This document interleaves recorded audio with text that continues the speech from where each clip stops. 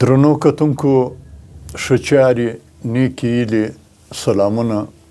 اسمتاللهزهیر یم د یو بل نوي ویډیو سره موږ د نن موضوع د خان شهید د ازادۍ د لارې ستر مبارز او ستر شهید خان شهید عبدالصمد خان اچکزی د علم ادب او سیاست پر اسمان هغه روښانه ستوری دی چې درڅو دا جهان وي خان به روښان وي او د رڼا څراغونه به د پښتني جهان تیاره کورونه رڼا ساتي خان شهید لیکوال و ژباړن و د ژورنالیزم د ډګر لاروی و ژبپوه و د ملي مبارزې سرخیل و د سیاست ازغنه لاره یې انتخاب و او د خپل کام په ملي ستونزو آګاه او د کام په نفسیاتو نفسشناس دشمن یې په تاریخ کې شرمنده او خان شهید د تاریخ په پاڼو کې د ملي مبارز او ستر شهید په حیث په هر دور کې په اسکه غاړه راڅرګندېږي په واقعیت کې که د جنوبي پښتونخوا پر سیاسي اوپک خان شهید او د مزاحمتي ادب په ډګر کې میکازي عبدالسلام بابا نه درلودی زموږ د مستمره اوسېدونکو حیثیت او مستقبل به څه و خان شهید په سیاسي لحاظ یو روڼاندی څوک و هېڅ یې د چا د رنګ نسل عقیدې په بنیاد کرکه نه درلوده نه یې کوله هم یې خپلو پیروانو د دې لارې پیروي تر اوسه عملي کړې ده خان شهید که یو خوا د استبداد د استعماري پالیسیو په مقابل کې د سیاسي مزاحمت لاره خپله کړې وه د ولس د شعور د بیداري لپاره کلي په کلي ګرځېدی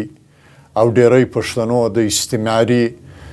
ریاست د زبرځواکانو له وامه شپه نه ورکوله ځکه یې په هدرو کې به یې شپې تېرې کړې یو خوا ریاستي څار او ظلمونه بل خواته د وطني جاسوسانو معتبرۍ او نوکرۍ د شاهي جرګې ممبرۍ وې چې خان شهید به یې د زندان د تورو کوټو بندیوان ساتي 28 کاله یې په قید کې وساتي خان شهید د قید په مهال هم خپل اصلاحي او ملي ارزښتونه روښان ساتل ځکه چې خان شهید یوازې د گفتار نه د یو سپېڅلي کردار څښتن و تاسو یې دا یو مثال ته پام وکړئ د مچ په زندان کې مچ د بلوچستان د سخت ترینو زندانونو څخه یو دی چې عموما د سور انګریز د راج په مال او د هغه وروسته د تور انګریز په حکمراني کې سیاسي او ملتپال مبارزین د مچ په جیل کې ساتل کېدل هم ساتل کېږي خان شهید چې څه مهال د مچ په زندان کې بندي و نو د زندان په انګړ کې د ونې یو نیال لګوي چې یو بندي خان شهید ته وویل چې ته خو به کله ناکله د زندان څخه آزاد شې نو دا نیال به په څه درد وخوري خان شهید په جواب کې ورته وویل زه به ولاړ سم خو د دې نیال سوري ته به کم پښتون بندي خو به کښېني د خان شهید د خپل کام سره د مینې او خواخوږۍ یو مثال بل وګورئ سنځر استاد چې په صاحب سره مشهور و زموږ د پښین و د انګریز په دوره کې د انګریز سره موټروان پاتې سوی و. تر هغه وروسته چې کله د پاکستان ریاست اعلان سو، سنځر استاد د خان شهید سره موټروان و. سنځر استاد وایي چې یو وار ژوب ته د سفر په مهال د خان شهید سره ملګری وم. په موټر کې پر موټر باندې سپیکران هم لګېدلي وو، غرونه وو، شاړ دښتونه وو. خان شهید د خپل پیغام رسولو لپاره مایک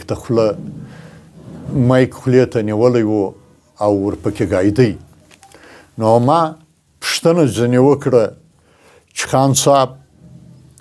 سپېره ډاګونه دي، سپېره دښتونه دي، تور غرونه دي او ته لګیا یې خپل پیغام رسوې، نو دلته خو هېڅوک هم تر لرې پورې نه ښکاري. سنځر استاد وایي خان شهید راته ویل چې د دې تورو غرونو یا په دې تورو دښتونو کې به یو خوار پښتون شپون پر یو کاڼي سر لګولی وي، دا زما غږ به واوري او هغه به د خوبه را بیداره کړي. په داسې یو سپېڅلي او ستر انسان کله کله کوم داسې منحرف کامپرست انتقاد کوي چې د خپلو کوټو به یې د ډاکټر نجیب الله په دوره کې ورانکاران افغانستان ته استول، او کله چې بیا د تور انګریز په لمسه یې ډاکټر نجیب الله په شهادت ورسوي، نو همدغه منحرف کامپرست د کوټې په اردو ژبو جنگ او مشرق اخبارونو کې د خوشحالۍ بیانونه ورکول. د ډاکټر نجیب الله پر شهادت باندې یې خوشحالي څرګندوله. جلال الرحمن شارر چې کله د کندهار په مابس کې بندي و، نو کله کله به د واټسپ د لارې تماس را سره نیولو. یو وار راته ویل چې په مابس کې مې دا فکر را پیدا سوی دی چې د مولانا ابوالکلام آزاد د قرآن تفسیر پښتو کړم. خو بیا چا راته وویل چې د مولانا ابوالکلام آزاد د قرآن دا تفسیر خان شهید عبدالصمد خان اچکزي ته اچکزي پښتو ته ژباړلی دی. نو شرار راته ویل چې ته پوښتنه وکړه، داسې نه وي چې د یو ستر انسان دا ستر تفسیر چې یو بل ستر انسان ژباړلی دی د هغو په حق کې تیری وکړم. په واقعیت کې خان شهید یو ډېر ستر او د اماګر صلاحیتونو لرونکی شخصیت و. عالم، فاصل او دوراندیش سیاسي رهبر و. ځکه خو باچا خان یې دا دوراندیشي سیاسي او علمي څرک احساس کړی و. باچا خان په خپل کتاب زما ژوند او مبارزه د کابل چاپ کتاب کې لیکي،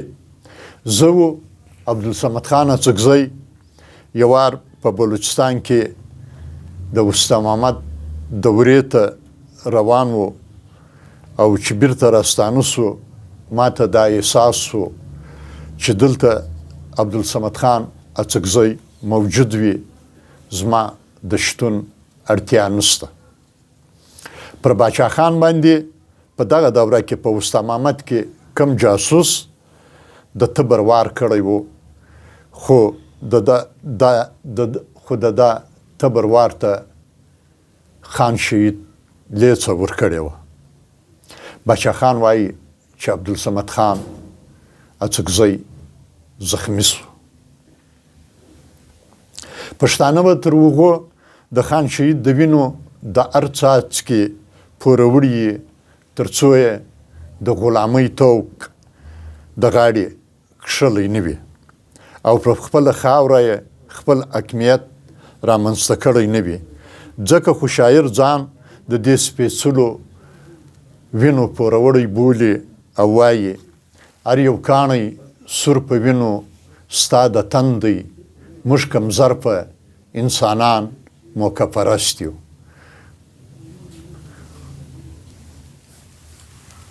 لمن مې